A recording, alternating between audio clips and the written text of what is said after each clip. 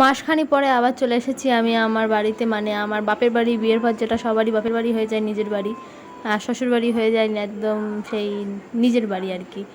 তো যাই হোক, আমি এসেছিলাম এই ফ্রিজটার কারণে, কারণ আমার বাড়িতে একটা কিছু কেনা হচ্ছে না, আমি সেখানে যাব না তাই বললে হয়, আমার তো মনটা এখানেই পড়েছিল। তো শ্বশুরবাড়িটাও সেই মতো আমি খুব ভালো পেয়েছি, তো সেই বললো যাও যাও চলে যাও, তো চলে এসেছিলাম। আর বাবা আমার জন্য বাজার করেছিল, যেহেতু আমি থাকবো না, চলে আসবো আজকেই, তার জন্য দুরকম মাংস, মাছ, মিষ্টি, যা যা আনলে হয়, যা যা ভালোবাসি সবই আমার জন্য বাজার করে এনেছিল। আমি একটু মাছের ঝোলটা আবার দেখাচ্ছিলাম।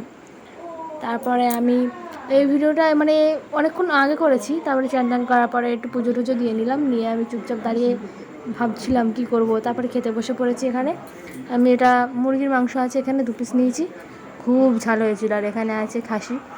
সত্যি কথা বলতে গেলে আজকে মুরগির মাংসটা খুব খুব ভালো রান্না করেছিল মা। ওটা খাওয়ার পরে একটু খাসির মাংসটা দিয়ে খেয়ে নিচ্ছিলাম। আজকের ব্লগটা খুব বেশি বড় করতে পারিনি, একটু টুকটাক টুকটাক যেটুকু করেছি সেটুকু তোমাদের সাথে শেয়ার করছি। খাওয়া দাওয়া করতে করতে একটু ভ্লগ দেখছিলাম নিজেকে, সবাই বলছে একটু রোগা হয়েছিস, তো তাই দেখছিলাম। তারপর দেখি বাবা আমার জন্য একটা স্প্রাইট নিয়ে এসছে, সেটা নিয়ে বসে পড়লাম।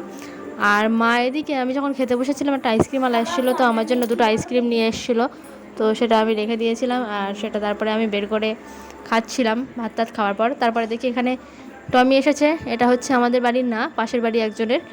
তো ওকে বিস্কুট দেওয়া হলে সবসময় আসে, তো চলে এসেছিলো, তাই আমি ওকে একটু বিস্কুট খাওয়াচ্ছিলাম আর বসেছিলাম ওর সঙ্গে। তারপরে ও আমাদের সঙ্গে ঘুরঘুর করছিল, সেগুলো আমি আর ভিডিও করিনি।